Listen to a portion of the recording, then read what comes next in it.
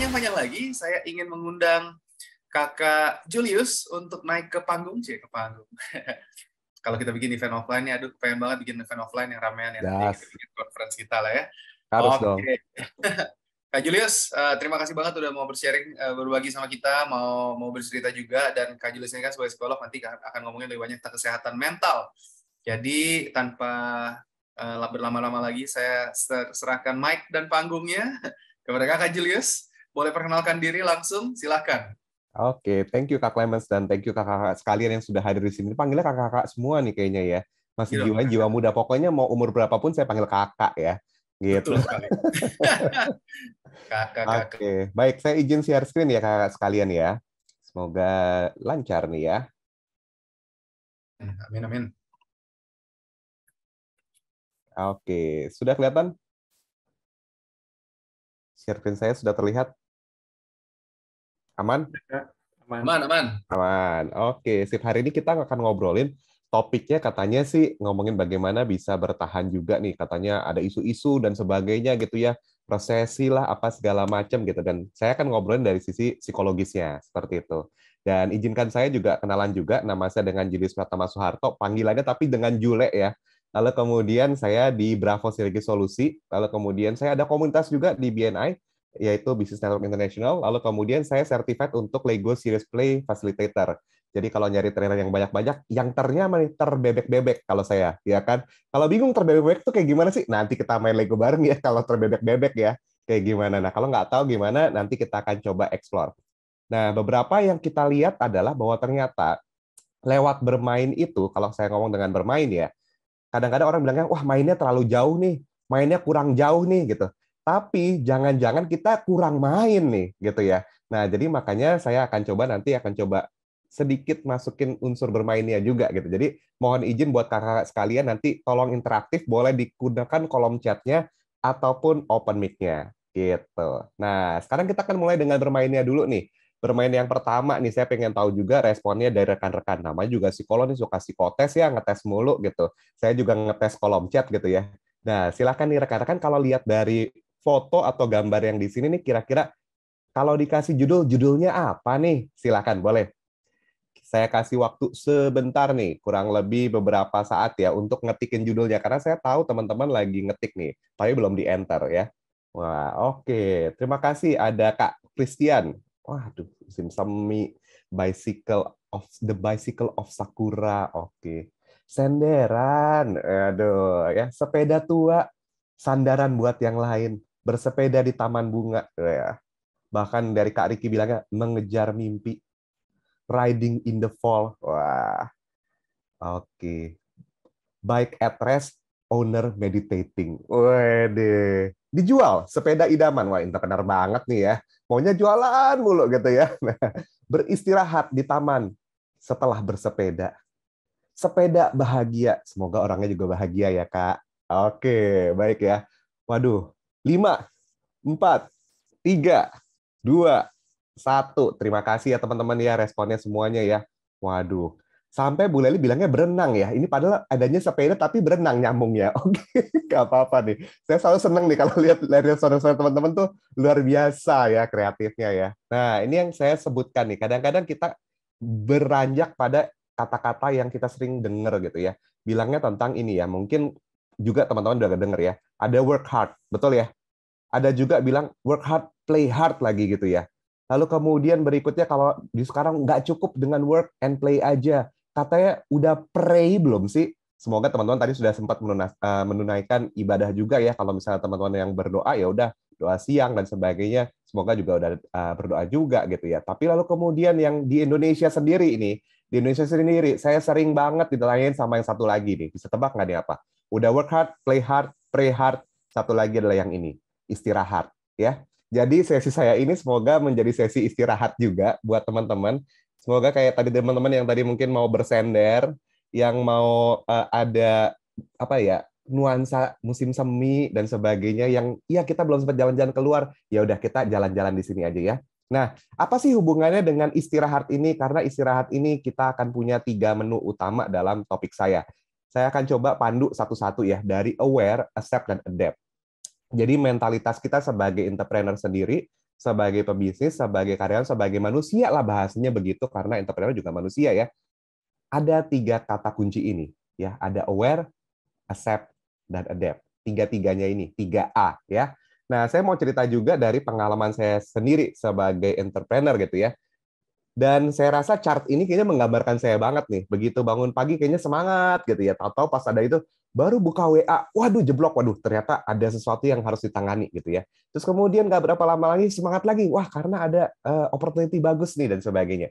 Tapi ternyata ada jeblok lagi gitu ya, dan seterusnya naik terus, naik turun, naik turun, naik turun terus seperti ini.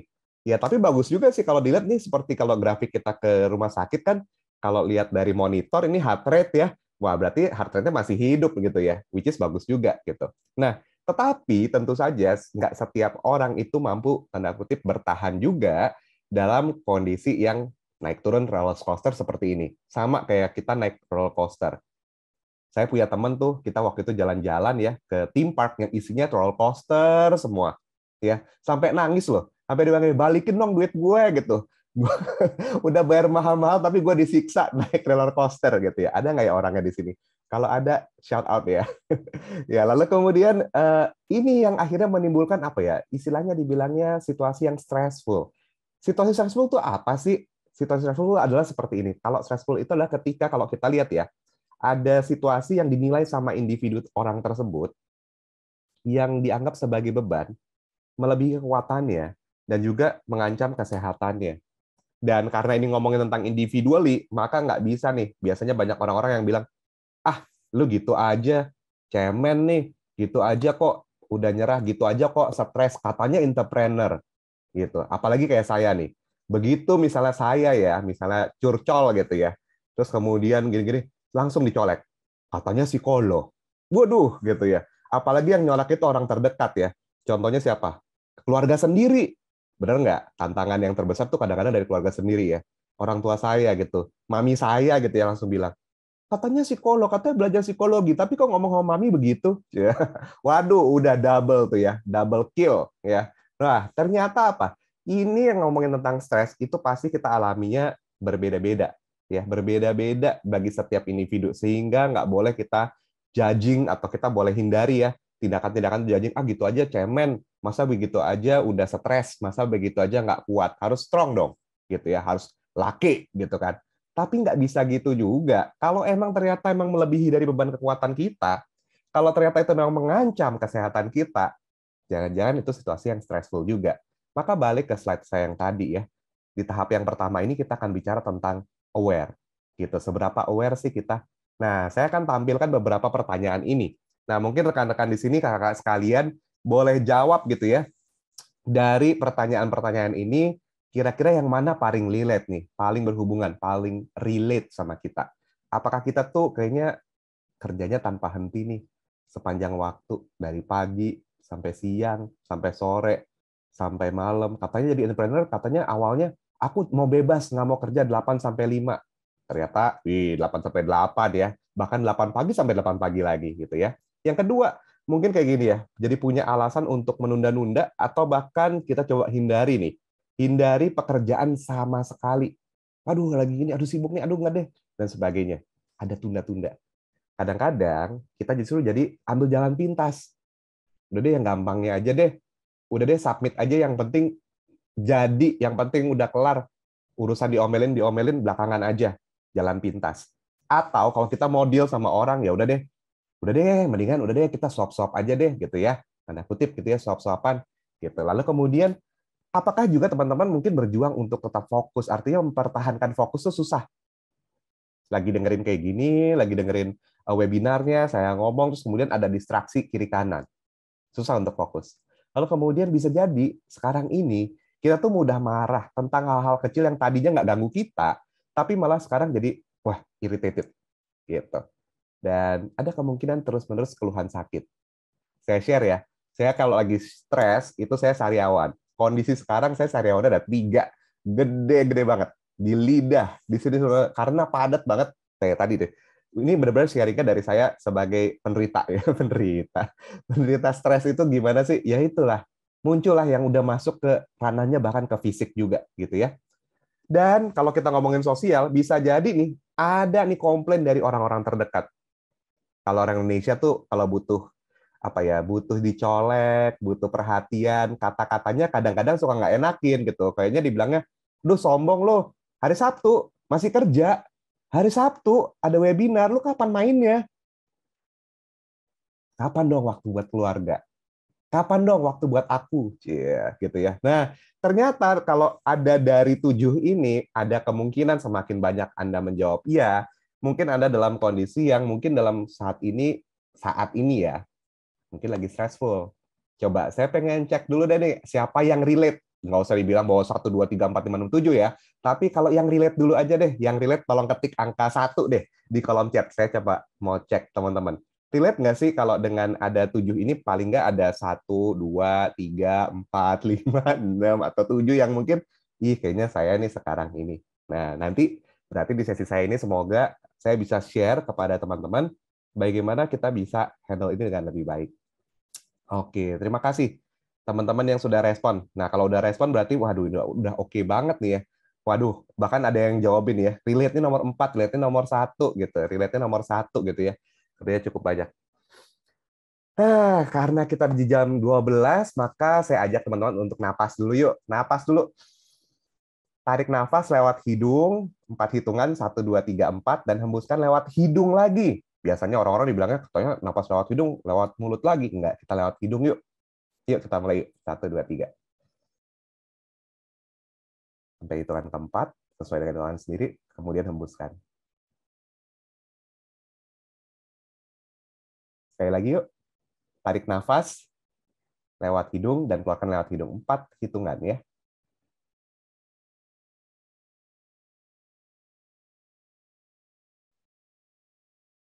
Oke, sip. Jadi tujuannya apa sih kita ngatur nafas? Karena biasanya kalau kita udah banyak kepikiran dan sebagainya, nafas kita tuh paling yang terganggu. Sementara nafas itu yang mensuplai oksigen ke otak. Ini bukan psikologi, ini biologi ya, balik lagi. Kalau saya nggak berani ngelawan yang ilmu biologi, kalau psikologi saya sering ngelawan. Tapi kalau yang biologi, saya nggak berani ngelawan ya. Jadi kalau kita kurang oksigen ke otak gimana? Ya mikir juga pasti susah ya. Gitu. Nah, sekarang yuk kita coba interaksi sekali lagi ya. Waduh, lagi makan jadi nggak bisa ini nih, nggak apa-apa. Sambil ngedengerin aja boleh ya, sambil makan boleh. Oke, sip. Selanjutnya nih, saya pengen tanya sama teman-teman yang di sini, sebagai interaksi juga, saya pengen tanya ke teman-teman, apa sih yang teman-teman harapkan orang lain tuh ngomong secara positif tentang diri teman-teman? Coba deh, ketikin di kolom chat. Contohnya misalnya begini, kalau diomongin sama orang lain, dibilangnya, Julius tuh orangnya baik, pakai namanya teman-teman. Julius tuh orangnya murah hati. Julius tuh orangnya tepat waktu. Julius tuh orangnya bisa dipercaya. Boleh dong ketikin sekalian iklan juga. Begitu lihat di kolom chat, nanti teman-teman langsung keinget. Oh, ini dia ada kata-kata yang menarik tentang diri dia. Coba deh, tulisin ya. Oke. Tulisin pakai kata, pakai nama juga gitu ya. Pakai nama biar lengkap gitu ya. Terima kasih dari Kak Yosep nih, bilangnya persisten, tahan banting. Oke. Oke, Bona itu inisiatifnya tinggi. Sela itu menyenangkan. Sora itu keren. Oke. Chris itu semangat dan friendly. Ya, oke. Hendra Yakub adalah orangnya kreatif. Andri Yudia Jacobs adalah pantang menyerah. Bisa dipercaya. Anthony itu resourceful. Wah, banyak sumbernya. Fanny itu konsisten. Ya, Sarah Dida Maulida, wah, itu dermawan dan nggak tegaan. Oke, sip. Kalau bagi teman-teman yang belum ngetik enter, silakan ketik enter 5, 4, 3, 2, 1. Berarti udah semuanya udah ketik enter. Dan buat teman-teman yang nggak ngetik enter, nggak apa-apa, ketik enter dalam hati, dalam pikiran ya. Wah, oke, sip. Terima kasih. Wah, udah banyak ya. Ternyata lagi mikir ya. Pengennya apa sih gitu ya. Pengen dikatakan secara positif tentang diri Anda. Saya kasih tahu teman-teman, yang teman-teman sudah lakukan di atas itu sebenarnya adalah menemukan unsur yang paling penting buat diri kita. Apa tuh maksudnya? Ini loh, adalah personal value kita. Value kita kayak gimana sih? Value kita kayak gimana sih? Saya pengen dilihat orang lain seperti apa sih? Saya percaya saya pengen dilihat orang lain seperti apa sih? Cuma pertanyaan saya gini, kan tadi udah aware nih tentang yang namanya konsep diri kita, lalu kemudian kita juga udah aware nih, bahwa ternyata kita tuh kadang-kadang suka tadi ya, satu titik mungkin kita ada terbatas dengan stressful event gitu dan sebagainya, bisa jadi padat banget. Saya pengen tanya sama teman-teman adalah ini, ya, kalau kita pengen lihat apa yang teman-teman value, apa yang teman-teman hargai, apa yang teman-teman anggap penting, coba lihat yuk ke kalendernya. Maksudnya apa? Coba dicek nih dalam 30 hari terakhir, gimana sih, apa sih yang mendukung gambaran ideal saya? Tadi scroll ke atas. Kalau dibilang dapat dipercaya, ada nggak sih 30 hari itu yang ke belakang, itu menunjukkan saya bahwa saya bisa dipercaya. Kalau saya bilang saya orangnya semangat, terlihat nggak ya dari 30 hari yang ke belakang tuh semangat? Ini tipsnya juga ya teman-teman ya. Kalau teman-teman tuh di sini biasanya rekrut karyawan atau bisnis partner dan sebagainya. Terus kalau kenalan gitu ya. Terus ngomongin kata-kata yang jadi value atau masuk ke perusahaan gitu ya, masuk ke perusahaan lihat visi, misi, value gitu ya. Nah, cek sama karyawannya, cek sama teman kerjanya, ya kan? Selama 30 hari ada nggak sih hal-hal yang bisa mendukung gambaran ideal atau value-nya Anda? Ini PR. Jadi nggak usah dibilang ya atau nggak sekarang, tapi PR. Penting banget untuk dicek. Paling gampang apa? Kepoin kalendernya. Sekarang buka nih bagi teman-teman business owner, bagi entrepreneur, coba lihat. Kalender ke belakang tuh mendukung image-nya nggak? Gitu ya. Oke, yang pertama. Yang kedua, dalam 30 hari ke depan sekarang, apalagi sekarang aku senang banget, ini kita mulai di awal bulan ya, tanggal 5 gitu ya. Jadi 30 hari ke depan bisa nggak sih mendukung gambaran ideal kita? Nah, rencanakan tuh, ada nggak sih hari-hari yang hari Julius semangat, hari Julius friendly, hari Julius tuh keren banget. Bikin rencana. Berikutnya, bener sih, kita juga mesti evaluasi dong, mesti aware dong, apa yang ternyata kita nggak mau adain nih di dalam kalender kita. Ini meeting-meeting nabrak banget ya, ini padat banget ya. Sortir. Yuk kita aware yuk. Kita aware yuk bagaimana kita bisa sortirnya. Gitu. Jadi ini yang mesti kita lakukan ya teman-teman ya. Nah, dan apa yang dilakukan juga adalah kita juga mesti melakukan yang namanya tadi 3A. Sudah aware, kita juga bisa accept juga. Bisa menerima juga gitu ya. Menerima tuh maksudnya gimana sih? Kak Julius gitu kan kalau ditanya ini menerima gimana sih maksudnya? Nah, menerima itu ada caranya nih. Hari Clemens Botak itu mas setiap hari yang ini. Aduh, berarti Anda sudah menjiwai dengan value Anda ya. Ini keren banget ya. Oke, balik ya. Kalau kita tadi ngomongin tentang aware, nah sekarang kita ngomongin tentang accept nih. Tadi aware, pokoknya aware dulu nih selama 30 hari ke belakang, 30 hari ke depan aware dulu. Berikutnya, tips yang berikutnya adalah saya akan kasih tahu, kita udah masuk ke accept. Cepet banget ya. Toto udah sampai ke sini aja gitu ya. Accept. Accept tuh maksudnya apa? Accept tuh begini. Ini ada ilustrasi di mana ada anak panah, teman-teman. Kalau teman-teman pernah tahu ini kalau panahan begitu ya, nembak ke satu sasaran, satu panah, kena. Oke. Tapi sayangnya kalau di sini contohnya sasarannya ada di diri kita gitu ya. Maksudnya apa? Jangan sampai kita dipanah yang kedua kali. Biasanya panah yang pertama itu dari kondisi, dari lingkungan sekeliling kita. Tapi panah yang kedua biasanya itu dari diri kita sendiri nih. Nah, saya akan cerita ini. Bagaimana kita bisa aware dan juga bisa kita accept gitu. Kadang-kadang yang jadi PR adalah awareness-nya udah dapet, tapi kita nggak bisa accept. Nah, saya kasih sharing informasi nih buat teman-teman. Dan saya juga ini belajar banget nih. Ya, yang pertama kita udah aware nih. Kita udah notice bahwa kita sudah mengakui, ya saya begini, saya begitu, dan saya udah lihat nih 30 hari apa yang terjadi, kayaknya masih belum deh. Kayaknya ada yang udah deh, dan sebagainya. Yes. Tapi bagaimana accept-nya? Nah, teman-teman boleh ya saya ajak untuk kasih satu ilustrasi nih. Ini kalimatnya adalah saya share dulu. Nah, ini ya. Pain ini rumus dalam kehidupan, tapi ini penderitaan. Rumus penderitaan adalah ya. Rumus penderitaan adalah pain dikali resisten sama dengan penderitaan. Ingat teman-teman ya. Rasa sakit dikali penolakan, dikali apa ya tuh? Menolak-nolak justru malah ya. Malah resist ya, malah tidak mengakui, menyangkal penyangkalan itu sama dengan penderitaan. Rasa sakit dikali dengan penyangkalan sama dengan penderitaan. Maksudnya gimana sih teman-teman? Kita kasih coba satu aktivitas ya. Buat teman-teman yang nggak on cam, kalau sekarang mau on cam juga boleh, tapi kalau nggak apa-apa. Ya, tangan kiri boleh diangkat seperti ini satu, kemudian tangan kanan seperti kita ambil karet gelang ya teman-teman ya. Nah ini cobain deh. Seperti ngambil karet gelangnya karet gelang yang masih baru ya. Warnanya bebas deh, terserah mau merah, hijau, kuning, bebas gitu ya. Terus kemudian masukin karet gelangnya ke jarinya. Kemudian kita tarik nih, segini nih, tarik aja, tarik segini. Tet, terus kemudian kita lepas gitu. Sakit nggak? Oh, nggak sakit katanya, ya kan? Oke, coba sekali lagi ya. Masukin lagi satu, dan kita tarik lagi. Segini nih. 1, 2, 3. Tek. Harusnya makin sakit nggak sih kalau kayak gitu? Kalau ngomongin tentang membayangkan ya. Sekali lagi ya. Masukin lagi, dan kita tarik lebih jauh lagi sampai keluar layar nih saya. Set, segini. Kemudian kita 1, 2, 3. Tek. Kira-kira sakit nggak sih? Lebih sakit yang mana? Lebih sakit yang mana? Yang ketika pas di sini, atau yang pas di sini? Atau yang lebih yang di sini? Semakin tinggi kita resist, semakin tinggi kita menyangkali, sebenarnya kita tuh semakin menderita gitu. Namanya sakit tuh udah pasti, bahasa katanya begini gitu ya, saya kasih tahu ya. Dalam hidup rasa sakit itu tidak terhindarkan. Tapi kalau penderitaan tuh pilihan gitu. Semakin kita tolak-tolak, enggak ah, kayaknya gue strong. Enggak ah, kayaknya aku tuh pribadi yang tangguh begitu ya. Lalu kemudian masa sih sebagai laki-laki, masa sih sebagai entrepreneur, masa sih sebagai psikolog gue nggak kayak gitu. Menolak-nolak rasa sakit tersebut malah jadi menderita. Nah ini teman-teman, kadang-kadang ini menjadi salah satu kunci kenapa kalau kita sering-sering sakit tuh katanya Ulsi ada yang ngomong gitu. Terus kena orang lain lagi ya, udah bikin penderitaan buat diri sendiri, penderitaan orang lain lagi ya. Luar biasa, sampai saya terdistract juga gitu ngebaca kolom chatnya, keren banget nih.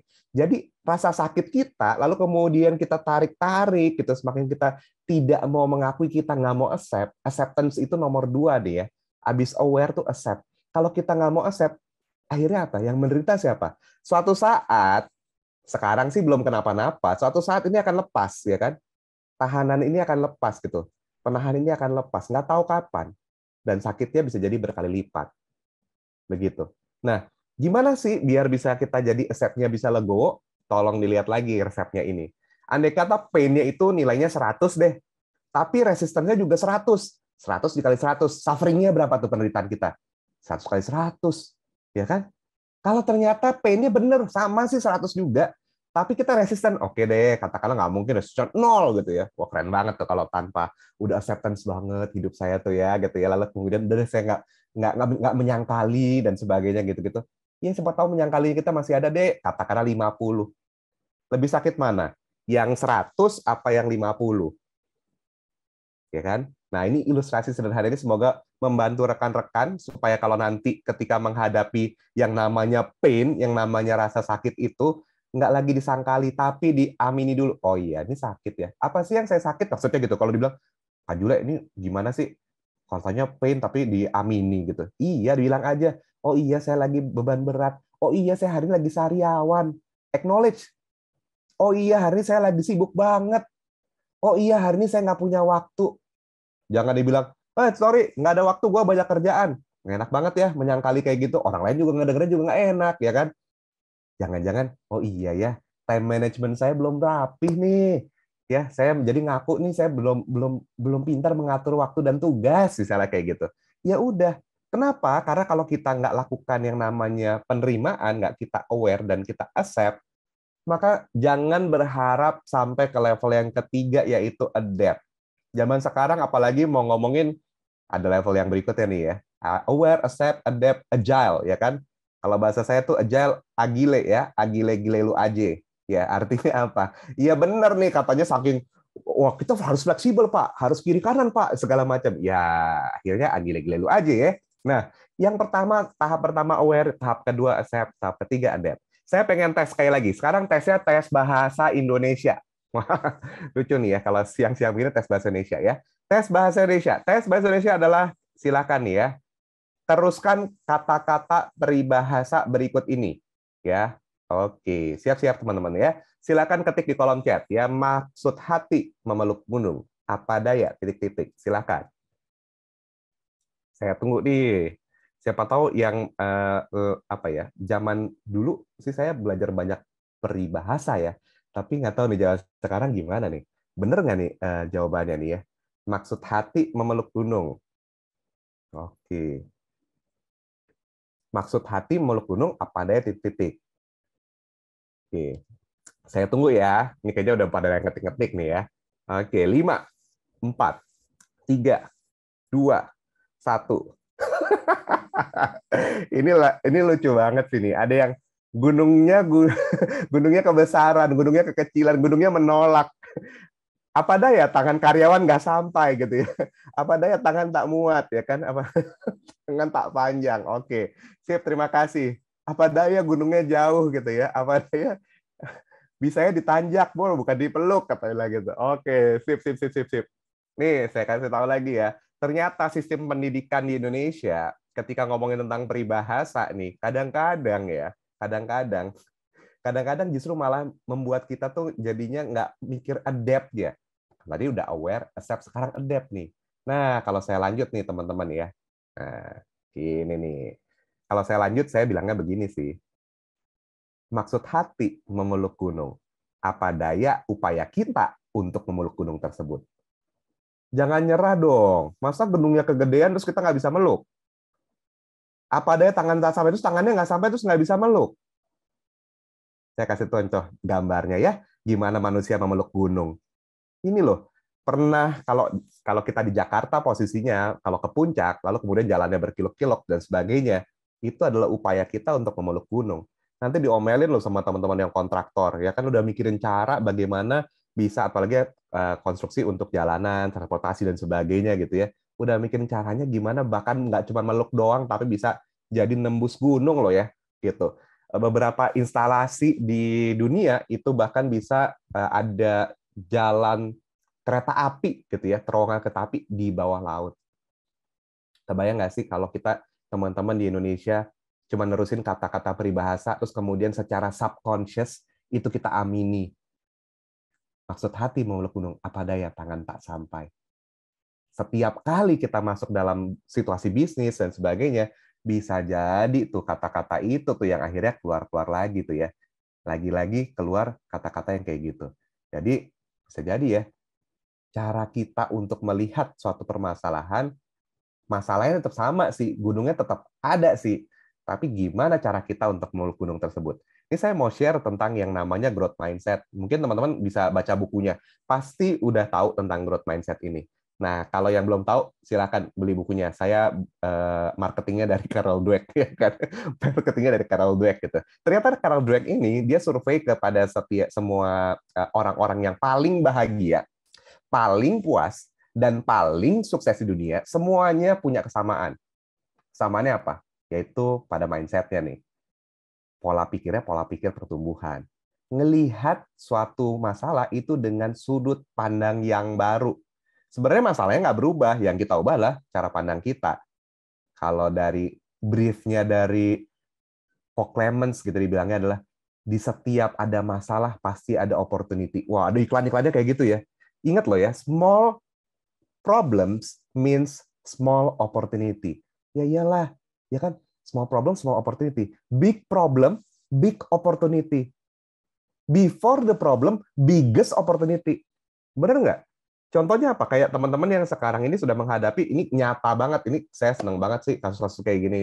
Masa pandemi dan sebagainya. Begitu ada pandemi, yang diuntungkan siapa? Orang-orang yang bisa lihat nih, gila ternyata ini ada event yang oke banget loh gitu. Coba kayak sekarang, ngumpulin sekarang nih ada 116 orang, ngumpulin cepet banget tuh gimana caranya? Gampang sekarang WA blast aja, bener nggak? Problem nggak sih? Gimana sih nyari orang segini banyak dan kita mesti sharing, nyari teman-teman buat kolaborasi gimana sih caranya? Langsung dikumpulin, hari ini kumpul sama Kak Clemens, kumpul tuh 116 orang. Kumpul tuh bisa kolaborasi. Ya kan? Jadi, ya itu, small problem, cuman small opportunity-nya. Big problem, big opportunity. Before the problem, biggest opportunity. Orang lain belum lakukan, kita udah lakukan. Saya senang tadi lihat tuh, misalnya contohnya, oh ini nih apa nih katanya tadi dari Kak Edo misalnya dibilangnya apa, produkter gitu kan. Wah, tercepat, terkeren, termaco, apalagi terapi dan sebagainya. Orang-orang belum sampai kita udah kasih ternya gitu. Saya terbebek-bebek gitu misalnya. Ya udah kita malah udah duluan. Orang lain belum mikirin kita udah sampai kasih solusinya gitu ya. Nah, kayak gini ya. Dalam hidup pasti nggak ada yang namanya smooth-smooth aja. Bisa jadi kayak pensil ini, pensilnya patah, terus gimana? Dibuang. Wah, ini berarti nggak menganut aliran mami saya ya. Mami saya tuh kalau kayak gini diapain? Diserut. Diserutnya gimana? 2N bahkan ya. Tuh, jadi 3 kan kok, kata bilang gitu. Ada 3 pensilnya. bukan satu kok, 3. Waduh, hemat banget Mami, gitu kan. Iya, siapa di sini yang kalau beli pensil artinya buat gambar-gambar segala macam sampai titik darah penghabisan gitu ya. Wah, ini dia nih. Ini cara kita kalau lihat pensil yang patah kayak gimana. Nah, balik ke tadi, saya mau ngobrolin tentang si growth mindset tersebut. Growth mindset itu analisanya begini nih, teman-teman. Nah, ada belief dan juga ada yang namanya fokus ya. Ada belief dan ada yang namanya fokus. Jadi antara dua nih, kita harus benerin yang mana dulu. Mau benerin beliefnya atau benerin fokusnya. Kadang-kadang dari kita, mungkin dari kita tuh adalah, coba lihat dulu nih, jangan-jangan ada beliefnya nih. Belief bagi teman-teman yang punya growth mindset atau mental pertumbuhan atau mental perbaikan yang terus belajar adalah, iya ya, aku belum jago nih jadi entrepreneur, maka keterampilan itu bisa dipelajari. Tapi belief-nya teman-teman yang mungkin di fixed mindset, ya udah, ya aku terlahir dari keluarga yang kayak gini kok. Semua keluarga saya adalah profesinya X, misalnya kayak gitu. Maka saya terlahir sebagai orang X. Gitu ya. Nggak bisa, saya susah sih belajarnya. Itu belief ya. Nanti kalau kita untuk bahas kayak gini, mesti satu sesi sendiri, gimana caranya supaya bisa dicuci nih. Mental-mental yang kotor-kotor ini supaya belief-nya bisa luntur. Tapi sesi kali ini adalah untuk tahu dulu nih, belief apa fokus nih masalahnya. Beda loh, belief atau fokus. Kalau yang pertama harus lihat dulu belief-nya. Jangan-jangan kita punya mentalitas, punya kepercayaan, punya apa yang kita yakini dengan yakin, saya yakin-yakinnya adalah yang mana? Yang atas atau yang bawah? Nggak usah dijawab, nanti dijawab sendiri. Ya. Yang kedua kita lihat nih, ketika kita melakukannya, kita fokusnya kemana? Lakukan apapun dalam pekerjaan kita, keseharian kita. Fokusnya kemana sih? Kalau yang growth mindset, ini dari penelitiannya beliau ya, bukan dari saya loh. Ya. Jadi dari Carol Dweck itu bilang yang paling bahagia, paling sukses ya, adalah orang-orang yang punya growth mindset. Adalah orang yang mikirnya adalah proses. Ini merupakan proses untuk jadi lebih baik. Kalau ada gagal gimana? Ya ini proses untuk jadi lebih baik. Kalau ada yang protes gimana? Dimarahin klien gimana? Ini proses untuk jadi lebih baik. Kalau sampai sariawan gini tapi diminta ngomong sama Kak Clemens gimana? Nggak apa-apa. Ini proses untuk menjadi lebih baik gitu ya.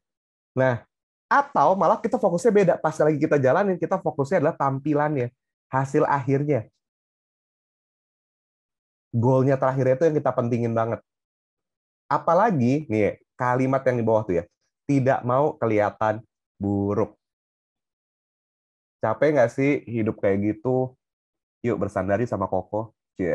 Balik lagi ke sandaran ya. Kenapa? Karena kalau misalnya kita berusahanya atau kita fokusnya adalah nggak mau kelihatan buruk, nggak mau kelihatan jelek gitu ya, maka kita setiap kali adalah punya mentalitas untuk show, katakanlah untuk berusaha untuk tampil baik, berusaha untuk tampil sebaik-baiknya, baik untuk mata orang, memenuhi harapan dari orang lain, memenuhi harapan dari kita sendiri.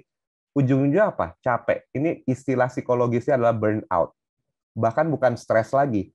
Kalau stres itu ada dua ya. Stres itu ada yang stres yang positif, ada yang negatif. Tapi kalau burnout itu adalah stres negatif yang berkepanjangan. Ujung-ujungnya di mana? Ujung-ujungnya bisa jadi depresi loh. Gitu. Nah, gimana menghindari yang kayak gitu? Yuk kita coba yuk. Daripada ngomong-ngomongin hal-hal yang di sebelah kiri, maka kita ngomongin yuk di sebelah kanan. Oh, kalau saya nggak bisa, coba yuk kita lihat ya. Apa nih yang mungkin kelewatan? Jangan-jangan saya melewatkan waktu latihan. Jangan-jangan saya melewatkan baca buku A, baca buku B. Saya nyerah deh. Nah, saya coba deh strategi yang lain. Yang ini udah cukup baik nih. Nah, yakin nggak sih kalau ini adalah karya terbaik saya? Wah, saya ngelakukan kesalahan nih.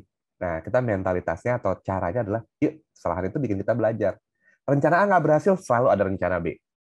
Udah deh, teman saya aja deh yang berhasil. Itu bukan saya. Dia mah lebih keren. Dia mah followersnya tadi, wah, ngelihat Kak Edo, wah gila, followernya 1 juta di TikTok gitu. Dia mah lebih jago, dia mah lebih ahli. Itu mah bukan saya. Saya mah, ya siapalah saya ini artis papan gilesan kalau kata teman saya bilang begitu kan. Waduh, kalau papan atas oke nih, papan gilesan gimana gitu kan. Nah, tapi justru coba yang kayak gini. Saya akan belajar dari yang sukses. Nah, thank you nih teman-teman sudah bergabung di acara kali ini. Lihat deh, kayaknya nih notasi-notasinya nih arah-arahnya tuh arah-arah yang kanan, bener nggak? Jangan-jangan ada yang saya lewatin loh. Selama tadi saya belajar, iya ya, saya belum cobain yang itu ya. Strategi itu saya belum coba. Iya nih, bikin kayak gini, ini udah terbaik belum ya? Saya bisa coba lagi. Iya ya, kesalahan kayak gini, saya belajar apa ya dari situ ya? Ada yang B nggak ya? Lalu kemudian selama 2 hari ini dan besok, coba yuk. belajar dari yang udah sukses duluan, yang udah tahu naik, jatuh, bangun sariawannya duluan gitu ya, istilahnya gitu, untuk kita belajar sama-sama. Sampai botak loh Kak Clemens itu belajarnya kan. Jadi belajar dari yang sukses gitu ya. Nah, yang terakhir dari saya adalah yuk kita coba untuk mencoba metode yang baru nih. Metode yang baru. Metode yang baru itu apa sih? Yuk kita libatkan power of play-nya. Kita banyak main-mainnya. Dari tadi tuh sebenarnya teman-teman diajak main-main tuh. Main untuk menggali diri, main untuk nyebutin tebak-tebakan peribahasa gitu segala macam. Kenapa? Karena intinya saya pengen live in the moment. Yuk being mindful yuk. Kalau lagi main biasanya lagi seru banget. Siapa di sini yang punya anak kalau lagi main game, lagi main gadget, terus kemudian dipanggil nggak denger. Saya kasih tahu ya, itu lagi kondisinya trance. Trance itu artinya apa? Kalau di hipnosis tuh trance tuh gimana gitu ya. Tapi trance itu adalah kondisi yang sangat-sangat fokus, lagi fokus banget, jadi nggak mungkin dengerin yang lain. Ya. Jadi ketika kita lagi main, kita jadi being mindful. Enak ya, kalau lagi main, kita jadi mindful. Nah, oke, berikutnya dengan kita main juga, nah kita juga coba utak-atik nih. Kita kayak tadi tuh kata-kata apa segala macam kita jadi melatih creative problem solving. Tadi teman-teman tuh dari awal aja saya udah latihan tuh. Dikasih gambar yang satu aja, teman-teman sebenarnya lagi latihan tuh, lagi main-main tuh. Kasih judul, ya kan? Sepeda, ya kan? Apalagi tadi yang itu sakura gitu ya, saya ingat ya. Musim semi, musim gugur dan sebagainya. Maksud hati memeluk gunung dan sebagainya gitu ya. Nah, dengan adanya komunitas juga itu bisa saling support. Makanya yuk ikut join komunitas yang isinya entrepreneur, yang entrepreneurnya positif-positif ya. Make friends lah sama mereka. Dan pada ujungnya dengan main itu kita bisa di-stress, kita bisa mengurangi stres kita.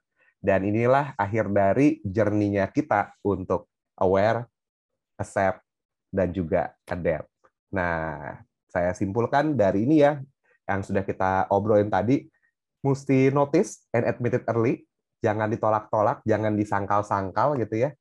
Ingat kalau pain dikali suffering pain dikali resistance sama dengan suffering. Pain dikali resistance sama dengan suffering. Nggak enak banget. Menderita itu adalah pilihan, ya. Oke, jadi keinget ya kan, kayak lagunya Bunda Korla ya kan. No comment, itu sih derita loh gitu kan. Ya iya, orang bikin sendiri gitu. Nah, berikutnya apa? Cek kalendernya. Cek kalendernya supaya tahu nih value-nya udah dijalanin apa belum gitu. Yang ketiga, growth mindset. Kalau mau tahu growth mindset lebih lanjut kayak gimana, gampang. Googling aja. Saya bahkan nggak usah ngomong ini, googling aja paling gampang kan gitu ya. Googlingnya zaman sekarang udah gini, mesti mesti datang. Wah, tunggu ngobrol sama psikolognya dulu gitu ya. Bikin alasan. Tinggal udah gitu kan, gampang gitu. Nggak usah ke psikolog. Psikolog mahal, ya kan? Ya udah gitu aja. Oke, terima kasih Kak Clemens. Dengan demikian saya sudah menyampaikan nih kira-kira apa sih yang kita butuhkan untuk ketahanan mental kita nih gitu ya, ketahanan mental kita dalam menghadapi tadi itu banyak isu-isu dan sebagainya. Thank you Bapak Ibu, kakak-kakak sekalian. Terima kasih. Keren banget. Tuh, teman-teman. Jadi semuanya kembali ke apa? Mindset. Ke mindset. Nah, gitu ya teman-teman ya. Aduh. Ayo, sekarang teman-teman mumpung lagi ada kesempatan nih, ya kan kalau kita ngomongin nih ada 112 dari 115 tuh. Kita ajakin teman-teman lagi yang lain untuk hadir karena sesi berikutnya kita akan lebih dalam lagi gali ya. Tapi teman-teman sekarang pertanyaan. Mau nanya apa nih sama Kakak Julius? Kalau lagi mungkin ada apanya gitu kan? Apanya ya? Ada apanya? Ada keraguan dalam diri atau mempertanyakan atau mungkin kayak tadi mindsetnya ada dua ya, tapi saya ke arah yang sebelah yang lebih negatif. Coba tuh gimana cara Betul. mengatasinya? Apa? Ayo. Oh, Tadi udah dan jangan salah loh teman-teman bahwa mindsetnya kita itu tuh sebenarnya spektrum ya. Jadi ada dua kondisi ya, ada growth dan ada fix. Selalu ada dalam diri kita gitu ya. Artinya apa? Kadang-kadang mungkin hari ini saya lagi growth nih ya, tapi besok bisa jadi saya akan bergeser ke arah yang fix dan itu normal gitu. hmm, Jadi kalau kita bilang kesehatan mental itu spektrum ya, bukan hitam putih gitu. Jadi hati-hati buat teman-teman kadang-kadang yang mikirnya, wah kesehatan mentalnya, oh kayaknya orang ini gangguan deh gitu kan, selalu gangguan, selalu korset gitu. Enggak juga gitu ya. Itu spektrum ya teman-teman ya, spektrum ya gitu. Spektrum artinya ada dua kutub yang bisa bergerak secara dinamis. Dan wajar buat entrepreneur Wajar banget untuk hari ini kita ngerasa di bawah, kadang-kadang kita di atas, kadang-kadang di atas, kadang-kadang di bawah. Gitu. Oke. Ada yang mau nanya nggak nih sebelum sesinya berakhir nih? Ya kan singkat padat menyentuh hati tuh. Aduh, gitu Aduh, hati. ini ada nih pertanyaan bagus dari Kak Aska nih. Kak, bagaimana cara mempertahankan kesehatan mental? Nah, Oke, Kak Aska, kalau mempertahankan secara mental mesti tahu dulu nih. Kalau mempertahankan kan nanti kalau mentalnya kesehatannya di bawah, gimana? Masa mau dipertahankan? Jadi aware dulu nih, kita mengalami tanda kutip apa ya? Apa yang kita anggap sebagai hal-hal yang kontribusinya positif ya. Nah, itu kita listing dulu nih, kita maunya kemana sih? Dan kita udah sejauh mana untuk mencapai hal itu. Jadi sebelum kita mempertahankan, kita tahu dulu nih, yang positifnya kayak gimana sih? Dan saya ulang lagi ya, positifnya kita itu tentu beda sama positifnya orang lain. Ya kan katanya rumput tetangga lebih hijau, tapi kan kita nggak tahu biaya pupuknya berapa, biaya airnya berapa. Yang mau, kalau mau sih nggak apa-apa, gitu. Nah, tapi kalau buat dari kita ya udah kita lihat dulu, nih kita punya punya rumput nih seperti apa, kita suka nggak sih sama rumput kita gitu. Kalau belum numbuh rumputnya juga nggak apa-apa gitu, it's okay. Kan kita proses gitu. Ada survei juga loh, survei kebahagiaan saya baru dapat nih, Kak Clemens. apa nih? Survei kebahagiaan di dunia, ternyata orang-orang yang paling bahagia kalau rentang umur adalah umur 85, Kak. Wow. Iya loh. Ini berhubungan sama yang teman-teman yang udah menjelang pensiun, apa segala macam, ternyata umur-umur yang paling bahagia adalah umur yang 85. Nomor duanya tuh umur 20-an, Bapak Ibu. Kakak-kakak sekalian. Umur 20-an paling bahagia tuh. Ya Kenapa kan? tuh? Ya masih happy-happy gitu segala macam. Yang 85 juga bahagia kenapa? Karena dia udah nggak banyak penyangkalan, udah menerima acceptance aja. Tapi Hmm. ada kabar buruknya nih. Rata-rata harapan hidup tuh sekitar umur 71-75. Agak bahaya kan? Nah, Udah deh mau kapan sih? Gitu-gitu direbutin mulu ya nggak sih? Kayak gitu-gitu hmm. dibikin hati kesel, hati semakin menggelora, pikiran beban berat gitu kan. Belum tentu nyampe 85, mohon maaf. Ya kan? Gitu. Oke, sip. Betul. Ada lagi mungkin? Apa? Itu bagus banget saya nambahin dikit. Jadi kalau emang teman-teman ya kita ngelihat ya, kalau kita terus tadi resistance, kalau kita tidak bisa menerima, justru kalau kita menerima dan menikmati prosesnya, saya cerita singkat deh nih sekalian mumpung karena Nah, topiknya nice. pas banget cerita singkatnya itu gini. Jadi mungkin kalau teman-teman lihat posternya Lintaspreneur ya atau yang belum kenal, kayak ngelihat mungkin saya bulat banget gitu ya. Terus sekarang kayaknya kurusan banget katanya. Hmm. Jadi 3 bulan terakhir, 3 bulan setengah sih sekarang ya. 3 bulan terakhir saya benar-benar kejar. Kenapa? Karena saya menyadari tadi tuh life expectancy atau umur kita tuh pendek gitu kan. Nah jadi dari situ akhirnya saya mulai udah deh kayaknya udah mesti mulai hidup sehat. Saya turun 24 kilo. Tapi pada saat kalau misalkan saya pertama kali jalan kaki, berarti jalan kaki 15 menit, mulai konsistennya 15 menit sampai 30 menit ya sehari gitu ya, di keliling Hmm. komplek atau di mana, nggak perlu biaya besar kok. Jadi benar-benar keliling dari situ, terus mulai jaga makan, banyakin sayur sama buah. Pada saat hari pertama kita lakukan, belum langsung kelihatan kurusan gitu. Terus Hmm. kita langsung, baru hari pertama terus udah nimbang, cuma turun 1 gram, ya langsung down. Tapi kita konsisten terus jalanin sama seperti tadi memeluk gunung kan, Hmm. gitu, memeluk gunung. Gitu ya teman-teman ya. Jadi jalanin aja setiap ada prosesnya menikmati gitu. Kalau nggak, kalau kita terus nanti ini apa langsung pengen instan pada pada down duluan nanti kan. Ini ada pertanyaan lagi dari Kak Raven. Kak, bagaimana cara mental yang drop dan solusinya? Wah, itu bagus tuh. Silakan, Oke. brother. Mental yang drop dan solusinya. Ya, kita mesti tahu juga ya mentalnya dropnya sedrop apa. Karena kan saya juga nggak tahu nih dropnya dari A ke B itu setiap orang beda-beda. Ya kan? Intinya kalau kita merasa bahwa, oh ini kita sudah dalam kondisi yang negatif yang kita nggak mau, tolong problem solving. Nah, kuncinya di situ. Kadang-kadang buat kita tuh malah ngedumel bukan nyari solusinya, tapi ngeliatin masalahnya. Ngeliatin gunungnya aja. Tapi nggak mikirin cara pemecahan masalahnya. Yuk, coba yuk kalau misalnya mentalnya drop, apa sih masalahnya? Dan kita lihat nih, problem solving-nya apa yang mesti diasah. Sekarang ini teman-teman, itu adalah problem solving-nya. Kalau nggak tahu, ternyata, iya nih, saya nggak ketemu nih. Kalau gitu gimana? Tanya sama teman yang mampu. Tanya sama teman-teman yang kira-kira sudah bisa melaluinya juga, gitu ya. Jadi perbanyak sharing gitu.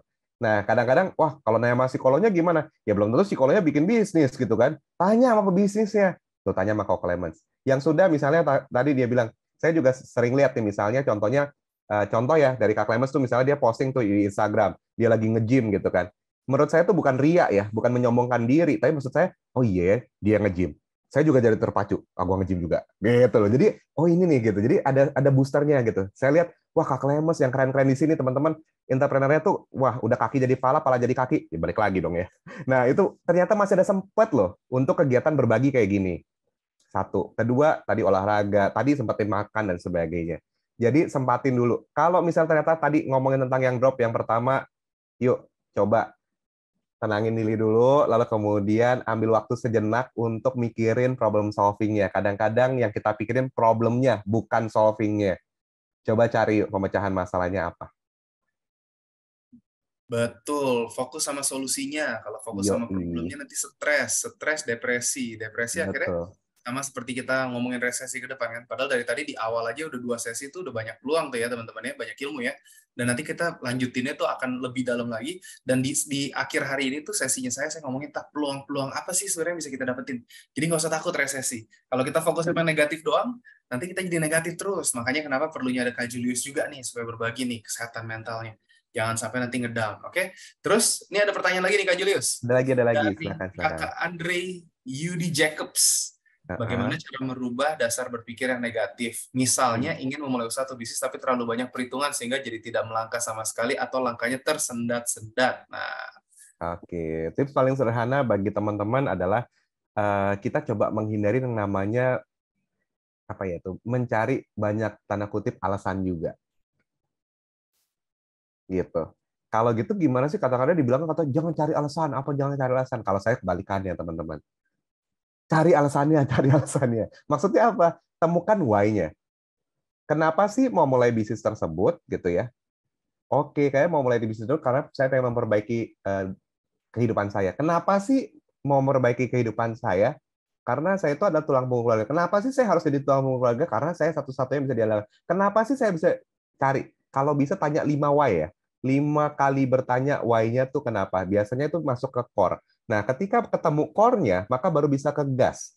Kadang-kadang orang tuh cuma berhenti pada yang satu atau kedua aja gitu. Kenapa sih mau jadi? Karena mau dapat duit. Emang mau dapat duit buat apa? Kenapa sih mesti banyak duit? Jangan-jangan ujungnya, ya karena saya mau membantu sesama. Kenapa sih membantu sesama? Karena dengan membantu sesama, saya jadi bahagia. Lah, itu dong yang mesti dikejar. If you're making everybody happy, or ya orang yang membutuhkan happy, maka you're being happy as well. Temukan alasannya kenapa. Gitu. Kalau saya bilang, benar sih, satu sisi jangan cari alasan, tapi yang buat kita, temukan alasannya kenapa. Kalau nggak ketemu, gali lagi. Yang kedua, coba cari ya, sama teman yang bisa diajak ngobrol bareng. Kadang-kadang kalau ngobrol sama diri kita, kita tuh udah 1001 cara kita pikirkan untuk menyangkal. Bener nggak? Nah, tanya sama teman kita yang akrab, biar dia yang ngomongin sama kita. Nggak usah ke psikolog. Gampang, tinggal WA. Udah. Psikolog, mahal. Sama saya mah mahal. Ya. Kalau kalau sama total. teman, mahal. Mahal. Kalau sama teman, murah. Udah gitu aja solusinya. Nggak usah repot. Gitu. Jadi ngobrol sama teman yang bisa dipercaya, bukan teman yang menjatuhkan juga, yang tahu bahwa perjuangan kita itu memang berdampak juga buat dia. Ini juga satu kata kuncinya juga, nggak mikirin tentang diri kita sendiri, tapi mikirin bagaimana kita bisa berdampak.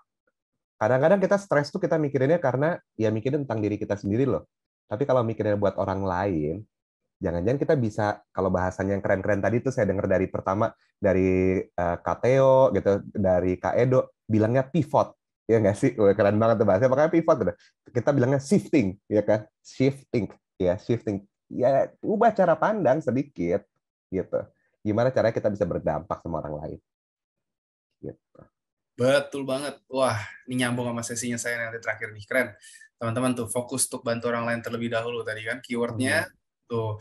Itu kenapa kalau kita mikirinnya ke sana, kita memikirkan dampak yang lebih besar daripada diri kita. Jadi justru malah nanti berkatnya lebih besar lagi. Percaya nggak sih kalau kita tuh jadi perpanjangan tangan berkat Tuhan bagi sesama? Wah, dalam topiknya. Dalam banget ya. Wah, tapi benar seperti itu ya teman-teman ya. Jadi jangan jangan takut, jangan down. Pokoknya yang penting setiap ada prosesnya aja. Iya. Apapun itu kita lalui dan fokus sama solusinya kalau ada masalah. Tadi udah bagus-bagus tuh ilmunya tuh ya. Ini dari Kak Lelia nih. Kak, bagaimana caranya agar tidak memikirkan pendapat orang lain tentang kita? Wah, mantap. Hmm. Oke, kalau Silakan. gitu mesti ditanyain dulu pendapat orang lain itu emang dampaknya apa sih buat kita? Kalau dia kasih pendapat, emang dia menambah uang di rekening kita? Emang menambah atau merebut kebahagiaan yang sejatinya kita miliki? Emang mengubah dari tadi? Tadi kan tulis-tulis tuh, misalnya kayak, Julius tuh orangnya friendly, Julius tuh orangnya keren, Julius tuh orangnya ini. Emang mengurangi nilainya teman-teman? Pertanyaan saya sih gitu sih. Kalau pendapat orang lain mengurangi, ya udah dengerin aja. Tapi kalau tidak mengurangi, ya apa perlu dengerin gitu. Yes, kita denger sih pasti iya. Kan tadi ya, pain dikali yang namanya apa resisten kan. Pain itu udah pasti. Saya udah bilang ya dari sekarang ya nggak ada tuh namanya wah hidup tanpa rasa sakit. Mau tahu hidup tanpa rasa sakit kayak gimana? Nanti teman-teman boleh googling yang namanya Gaby Gringas. Itu adalah orang yang dia punya ini biologi ya, lagi-lagi bukan psikologi ya. Dia punya syaraf itu tidak terkoneksi dengan rasa sakit, teman-teman. Jadi dari kecil orang ini anak kecil ini jatuh dia tuh nggak sakit. Oke sih kalau baru jatuh ya, tapi dia nyentuh kompor dia nggak tahu kalau tangannya terbakar. Jadi kita pikir rasa sakit itu adalah musuh kita, tapi padahal rasa sakit itu adalah teman kita sebagai kita. Oh iya ya, kalau saya diomongin kayak gini saya jadi rasanya sakit hati nih. Nah gimana nih caranya?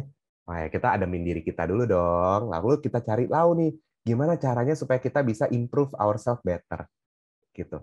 Hidup tanpa rasa sakit itu nggak enak. Kadang-kadang orang zaman sekarang bilangnya gitu kan, seandainya saya tidak pernah sakit hati. Cie. Kalau nggak sakit hati ya nggak belajar. Apalagi entrepreneur. Wah, mesti banyak sakit hati. Waduh, jadi salah belief tuh ya. Nggak, jangan salah belief, jangan salah belief. Artinya apa? Ketika kita ngomongin tentang sakit hati, pain, yes, pasti ada. Pasti pain-nya ada. Pain itu adalah konstanta murni, ya kan? Nggak mungkin berubah. Ntar belajar matematika sama saya, Zat. Ya, nanti matematika dalam kehidupan ada kok. Jadi kita udah tahu bahwa ternyata rumusnya pain dikali resistance sama dengan suffering. Lah yang mau menderita siapa? Yang menderita kan Anda. Anda yang dengerin, no comment. Nah, itu tinggal ditulisin aja dari Bunda Korla udah bagus sih ya. Jadi saya sekaligus kasih ke Bunda Korla thumbs up. Oke, sip. Wah, ini ada di layar ada teman-teman yang sudah nyalain kamera nih, Kak Clemens. Mantap. Ayo kita foto bareng yuk. Kita foto Wah, bareng. Nanti kita lanjutin ke pertanyaan berikutnya. Teman-teman open cam dulu. Kita buka lagi. Seperti tadi kita mau foto bareng sama kakak Julius nih. Ini sekali lagi tadi kalau mau booking sesi itu mahal. Ini nanti kita akan bahas nggak usah. pertanyaannya kita. Nggak usah booking sesi. Mendingan sharing-sharing aja, perbanyak sharing ya. Temukan komunitas yang Betul. tepat gitu ya. Gitu. Di Entrepreneur Society, teman-teman. Entrepreneur Society. Kenapa? Karena kalau Ah, iya, jangan keluar dulu nih. Kita bentar lagi masuk ke sesi berikutnya nih para teman-teman nih ya. Oke, so kenapa saya bentuk di Entrepreneur Society juga karena gini loh. Kalau misalkan kita sebagai pengusaha kan kita mungkin ngalamin kesulitan dan tantangannya. Terus nanti habis itu kita curhat ke siapa? Orang tua. hmm, Nanti tambah bikin mereka stres terus belum dinyap-nyapin. Kalau bener. pasangan hidup, istri, suami, ntar bilang makanya lu gitu sih duitnya habis lo, ntar anak nggak bisa sekolah, nggak ada kan? Tambah stres lagi. Jadi perlu curhatnya sama siapa kalau ngadepin masalah? Sama sesama teman-teman yang satu vibrasi. Makanya kenapa saya sama Kak Juli sering banget tukar pikiran, dan Hmm. harapannya teman-teman juga nanti satu komunikasi. Yuk, tim panitia, foto-foto. Tim panitia, foto-foto. Yuk, Oke, siap. Open cam. Oke. Semua boleh. Kita biasa gayanya tangan kanan, dada kiri. Ini tangan kita kanan, dada kiri. ikrar, kita menguatkan diri kita bahwa kita punya mental yang kuat dan bisa menghadapi resesi. Amin. Amin. Jadi, Oke, 1, 2, 3. Oke, sekali lagi. Mau gaya yang lain? Silakan. gimana gayanya? Terserah. Gaya Kak Julius gimana Kak Julius? Gayanya Kak Julius. Pakai Lego dong. Pakai Lego. Ya, kira gini. Oke. Silakan 1, 2, 3. Oke. Terima kasih. Cakep. Nah, jadi Banyak-banyak main supaya mindful. jadi kalau dulu kita diajarin kayaknya waktu masih kecil kalau main itu kayaknya tuh berdosa banget gitu kan ya. Harus belajar terus kan. Ternyata kita sekarang udah gede suruh main. Nah, Suruh main lagi. biar work life balance. Kak Julius masih ada waktu nih ya. Kita tanya 2 pertanyaan lagi boleh nggak? Boleh. Monggo Boleh ya. silakan. Ini ada dari kakak Hello Markets. Kok mau nanya how we balance antara kerja personal. Sometimes kita cenderung ke salah satu dan buat burnout prioritaskan dua-duanya. Wah, itu pertanyaan bagus tuh. Oke. Wah, ini dari Christian nih pasti nih. Hai Chris. Jadi zaman dulu kita dengerin, kalau saya bilangnya zaman dulu karena itu pemikiran zaman dulu ya teman-teman ya. Zaman dulu namanya work life balance. Zaman sekarang, zaman now, diingat ya, work life integration. Beda nggak? Kalau balance itu transaksional. Saya kasih 5 di waktu kerja, maka sebelah life kita apapun itu, pasangan, keluarga, lu harus dapat 5 juga. Kalau nggak balance. Kalau integration 5 sama 5 jadi 1. Agak beda ya zaman sekarang ya.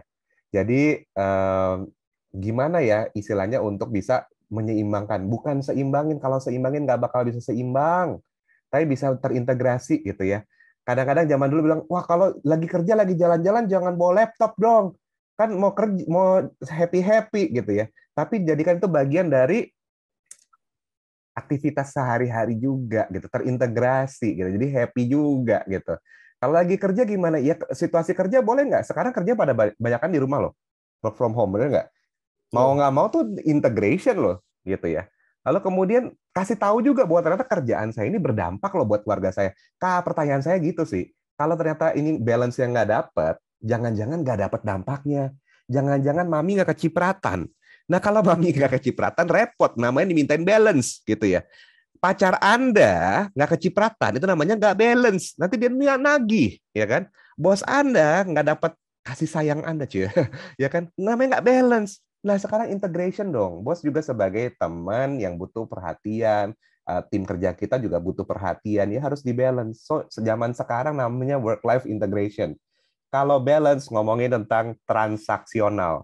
Lu udah kasih gua 5, minta dong 5, gitu. Nah, sekarang mindset-nya agak di-switch nih sedikit. Yuk kita sama-sama kasih 5, lu kasih 5, gua kasih 5 nih. Boleh lu kasih 6, gua tetap kasih 5. Lu kasih 1, gua tetap kasih 5, nggak masalah. Gitu. Santuy aja, gitu. Asik. Jadi Itu nilai kita berarti. digabungin ya, digabungin. Ingat ya, kalau 5 mintanya 5, ya nggak ketemu nih. Ya kan? 5 sama 5 integration. Diajak bareng, gitu. Mantap. Oke. Nah, tuh teman-teman ya. Ini nanti sesi berikutnya ini kan sama Kak Alvan, itu foundernya dari Aksoro. Teman-teman nanti bagikan lagi linknya, ajak teman-teman yang ngomongin tentang manajemen ya. Kita akan lihat gimana caranya manajemen moral tim di era perubahan dan resesi. Tapi sebelum masuk ke sana, kita pertanyaan berikutnya, Kakak Tirsa Felicia, mindset bisa dikatakan growth jika apa, dan dari mana tahu itu bukan growth, tapi hanya shifting ke level yang sama. Nah, Wih, bagus keren tuh. banget, keren banget tuh, bener. Kadang-kadang growth mindset itu dibilang gini, waduh, kita harus yang positif, kita harus yang optimis kayak gitu kan. Teman-teman pasti sudah sering dengar banget yang namanya toxic positivity, betul nggak? Kita glorifikasi yang namanya, wah positif. Saya sering banget tuh dengar misalnya ikut seminar ya luar biasa, dahsyat, yes, keluar belepetan juga. Kenapa? Kenapa? Karena nggak align sama value kita. So, yang penting adalah ketika kita mau growth, kita align, balik lagi ke akarnya kita. Apa yang kita value? Paling gampang scroll lagi chat yang tadi di atas. Julius mau dilihat sebagai orang yang kayak gimana sih? Oh, orang yang dermawan. Ya udah, back to the root ya, balik ke sana aja. Gitu. Bahwa ternyata positifnya saya akan saya sesuaikan dengan value yang saya percayai. Gitu. Jangan sampai kita sok-sokan, wah kita kayaknya mentalnya positif banget, kayak kesannya kita growth banget nih, saya menghadapi ini. Ntar teman-teman kalau mau lebih lanjut lagi, growth mindset itu ada 4 kunci pertumbuhannya, yang hari ini belum dibahas. Tapi kalau mau cari, gampang. Nggak usah panggil saya mahal. Nah, cukup cukup dengan googling, gitu. Cukup dengan googling, gitu. Usahanya gampang kok kalau gitu saya. Ini solusinya di mana sih? Gampang.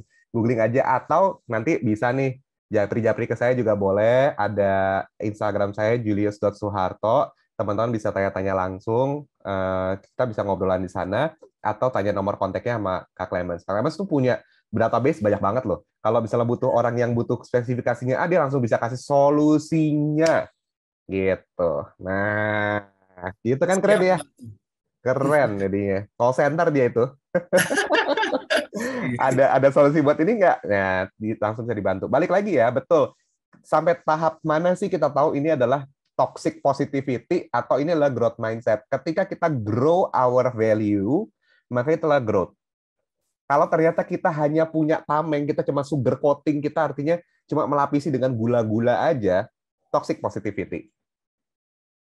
Seolah-olah saya dermawan setiap hari acara kayak gini. Kak Clemens, saya bagi-bagi duit ya. Semua teman-teman tolong tuliskan nomor rekening gitu kan.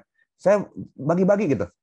Tapi padahal saya bukan yang seperti itu. Saya cuma sugar coating. Suatu saat gimana? Kayak tadi karetnya ditarik, terus suatu saat jepret gimana? Selesai deh. Suffering deh. Gitu. Nah, So, hindari yang seperti itu. Thank you, Kak Clemens. begitu teman-teman. Tapi mumpung sebelum sampai ke jepret, kita mau ditransferin kan, bener ya? Itu yang asik kan? Itu yang dipercaya, itu yang dipercaya ya. Silakan. Pas lagi ngobrol, soalnya nggak ada yang nulis nomor rekening sih. Kalau yang ada gercep, wah langsung ditulisin. Wah, nih. tuh. Ternyata Teman-teman nggak ada yang langsung gercep. itu nomor rekening. Nggak ada yang Langsung ditulis gercep. tuh. Iya nih. Yang namanya tuh di mana kalau tuh hadir kalau ditransfer. Diketik dulu nomor transferannya gimana mau ditransfer, kalau enggak, ya kan? Kacau. Aduh, Kak Heri langsung take action. Waduh tuh, langsung tuh. Ayo loh. Kak Heri, itu tadi contoh ya Kak. Kalau saya orangnya dermawan, tadi saya nggak bilang dermawan, ya kan itu contoh. Tapi bagus, saya hargai. Jadi artinya hari ini kita dapat pembelajaran yang luar biasa. Yang pertama mesti ini ya, satu mindset, yang kedua action. Jangan dipikirin dulu main mulu kan, mindset gitu maksudnya. Tapi nggak ada actionnya gitu. Oke. Betul sekali. Kalau gitu terima kasih banget Kak Julius sudah berbagi sama kita, udah sharing. Tadi kita dapat banyak ilmu yang bagus banget dan kita mau dapat transferan. Aduh, sama seperti bicara yang lain, nanti pokoknya kita akan ngumpul bareng setelah ini. Semoga teman-teman di Jakarta, kalau yang di daerah bisa ikut gabung, nanti kita set satu waktu untuk kita networking bareng ya di restorannya kita juga gitu kan. Semoga bisa jadi berkat juga buat semuanya, saling networking. Dan teman-teman yang hadir di sini jangan pergi dulu ya, seperti biasa. Nanti ada absensi di akhir sesi, dan nanti juga ada selain absensi itu ada ini juga ya, dilihat yang paling aktif, dilihat yang paling sering nanya, yang aktif, yang open cam, yang ikut istilahnya apa ya, ikut berpartisipasi selama ini, itu akan istilahnya apa ya, dapat hadiah. Bukan istilahnya sih, itu akan benar-benar dapat hadiah. Salah satunya adalah gelang-gelang cantik seperti ini gitu loh. Ini gelang yang harganya lumayan loh teman-teman. Jadi ini dari pesan sponsor kita, semoga bisa jadi berkat juga buat teman-teman untuk jaga kesehatan teman-teman. Dan nanti akan ada produk-produk yang bisa dikirimkan ke teman-teman juga. Dan mungkin nanti akan ada beberapa merchandise dari The Entrepreneur Society juga. Jadi banyak hadiahnya, tenang aja. Dan kalau mau nanti yang ini sebelum masuk ke sesi berikutnya, ajak teman-teman yang lagi untuk hadir ya. Kalau misalkan nanti kita bisa teman-teman ajak lagi mungkin beberapa teman-teman yang lainnya untuk ikut hadir juga di sesi berikutnya. Kita akan belajar, ini masih ada 3 sesi lagi hari ini ya. Itu dari Kak Alvan Wahyu, itu dia foundernya Aksoro, habis gitu. Dia akan bawain tentang bagaimana cara manajemen moral tim di era perubahan dan resesi. Terus nanti ada dari influencer juga, Kakak Septian Bramandita, kalau akun Instagramnya Bisnis Bareng Bram, mau ngomongin tentang strategi brand di dunia digital. Terus ngomongin lagi nanti kita sesi terakhirnya itu baru nanti highlight hari ini, saya akan kasih kira-kira gimana caranya bisa melihat peluang dalam kesempitan. Karena saya akan tunjukin juga dari kisah-kisah mentor-mentor saya, dari mereka krisis ya, waktu 97-98 sampai 2007-2008, itu pasti bisa dapetin peluang, dan akhirnya sekarang ada yang udah perusahaan TBK, omset triliunan, yang dari benar-benar zero to hero, yang dari ngutang berapa M, nanti itu saya ceritain semuanya di sesi terakhir. So, teman-teman, sekarang kita akan break dulu. Untuk ini 15 menit. Sekali lagi terima kasih kepada Kakak Julius yang sudah hadir. Teman-teman bisa di-follow Instagramnya, bisa ditanya-tanya langsung. Nanti kita akan mulai lagi sesi berikutnya dalam 10 menit lagi actually. Sekarang jam 1.15 gitu ya. Kita sekarang udah 1:05, jadi kita akan ada 10 menit break dan kita akan ini. Dan acara ini tidak akan berjalan dengan lancar kalau misalnya kita tidak ada dukungan dari Flay, Franchise dan License Expo. Teman-teman kalau pengen tahu nanti peluang-peluang apa, bisa datang juga. Kita dapat tiket gratis dari Flay. Terus ada Haoxiang, itu restoran kita. Nanti kita akan makan bareng di sana ya, sama kakak pembicara-pembicara. Order online, Aksoro, ICMD, Monotech, Roxy Group, Kola Nutri, Munokal, Gribble, Simple Group, dan Steve Handmade. Dan kita ada media partner juga dari Tribun News, Indo News, MNC Portal, Tap Talk, Makari, Hardline, Brava FM, Academy, Her World, Hard Rock FM, Marketeers, dan Orchid Group. So, tunggu sebentar, 10 menit lagi kita akan belajar lebih dalam lagi. Sekali lagi, terima kasih Kak Julius atas waktunya, beri tepuk tangan hangat. Sudah Thank hadir. you teman-teman udah sharing ya. Tadi udah banyak banget terus yang sharing, keren banget. Keren banget. Ya. Positif vibe banget, dan transfer energinya keren banget. Jadi saya juga dapat energi untuk selanjutnya. Mohon izin Kak Clemens, saya berlanjut ke sebelah nih Kak Clemens. Yap, nggak apa-apa. Thank you Kak ya. Julius. Take care ya. Thank you. Bersinarlah dengan cahayamu sendiri. Ketika kita menyadari bahwa waktu kita di dunia ini sangatlah terbatas, maka kita juga bisa menghargai setiap momen yang kita lalui di dalam hidup. Terkadang kita masih terikat oleh rantai yang tidak terlihat. Dari membandingkan diri dengan orang lain sampai berusaha untuk diterima oleh standar masyarakat. Kebebasan dan kemerdekaan di dalam hidup yang sesungguhnya adalah ketika kita tidak lagi dihantui oleh pandangan orang lain. Ketika kita bisa terbebas dari persepsi publik untuk hanyalah menjadi sebuah batasan standar, akan tetapi bisa bersinar, melakukan pencapaian sesuai dengan talenta yang sudah diberikan Tuhan. Bersinarlah yang terang, wahai sahabat. Bersinarlah dengan cahayamu sendiri.